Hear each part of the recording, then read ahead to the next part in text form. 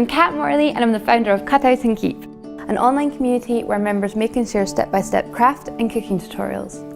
The site started as my craft blog while I was at university in Scotland, and after sharing over 250 of my own projects, my fiancé and business partner Tom Waddington helped transform the site into a community where everyone could share ideas.